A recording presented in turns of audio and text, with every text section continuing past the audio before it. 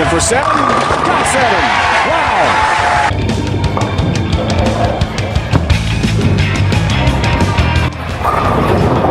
Oh no! 7-10 split! You've got to be kidding me.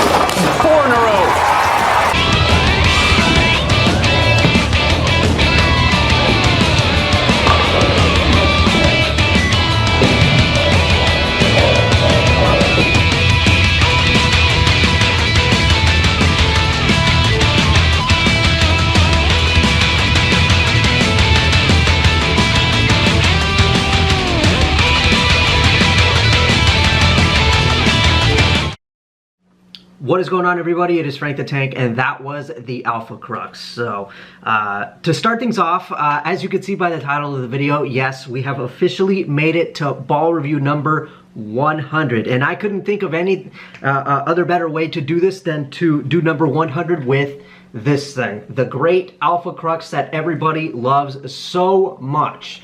So, yeah, after trying this thing out, I can honestly say this definitely has quite a bit of differences from the other Cruxes, obviously, and I'm glad that I can actually give comparisons because I have tried the Crux Prime, I have tried the Omega Crux, and now we've tried this thing.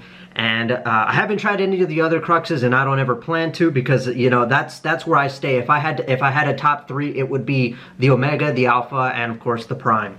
So.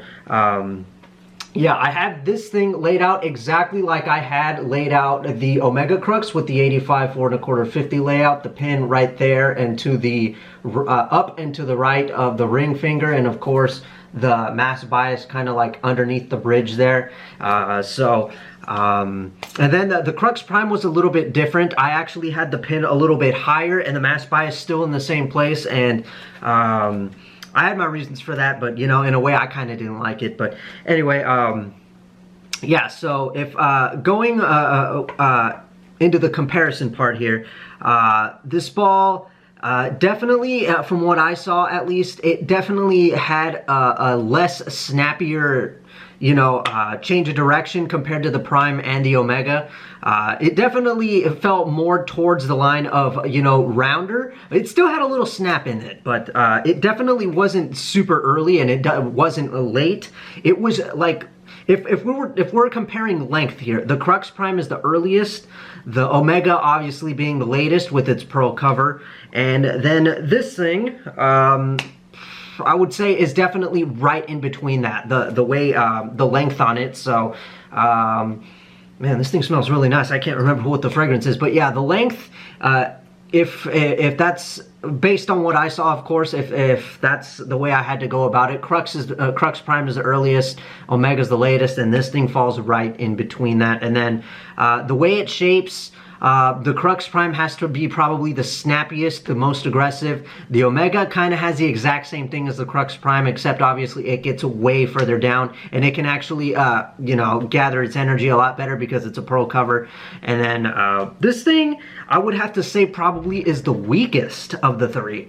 And proof of that would be where I had to stand. With the Crux Prime, I had to stand on board 23, but that's only because of the layout that I put on it. I can almost guarantee you that if I had put 85 4 1/4 50 on that ball like I did with these two, then I probably would have had to stand a little more to the left.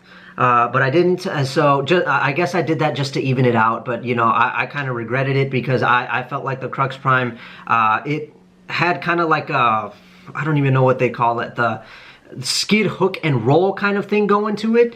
And I feel like if I'd have added this layout to it, it probably would have eliminated the skid part, and it would have just been, you know, early and then hook and like roll and just pow right into the pins. The Omega Crux definitely does that, and it does that anyway. That's what it naturally does, no matter what you do to it. But obviously, I knew that putting this layout on it would definitely bring back the length, because that's one thing that I know a lot of people didn't like about the Omega, is that it was way too lengthy for the reaction that it gave. That's one of the reasons I didn't like it at first. And then when I finally decided to give it a second chance, we all know what happened. Almost, you know, well, I don't want to, I could have shot an 800, but I didn't, because I blew it in the third game by doing what I did. But, you know, the first game and second game, I completely, like, just slayed. And then, yeah, with this thing, you know, the one thing that I really have to stop doing is filling my head with all these kinds of, like, expectations. Like, I expect this ball to be a hook monster or something like that, because that's kind of what I expected this thing to be, and that's really what it wasn't. Like I said, with the Omega and the Crux Prime, I had to stand on 23, and with this thing, I actually had to be like on 19.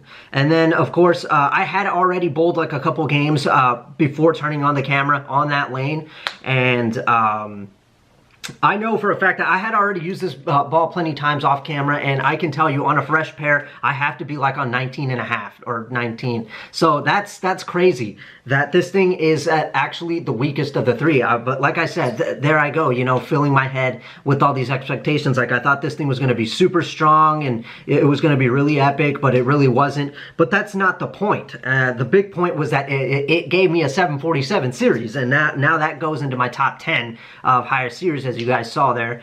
And yeah, I mean, the one thing that I did like, however, is that it had a more rounder shape getting around the corner. You guys know how much I love that. And then, of course, when it read the lane, it was just perfect, because if there's one thing, the one requirement that I have in order for a ball to be good for me is that it can't be too late and it can't be too early. It has to be just right, and that's what this thing does. So that definitely it worked for me. But, you know, I really shouldn't be disappointed in what you know, I shouldn't be disappointed about this, because again, I shot a high series and the ball technically meets my requirements.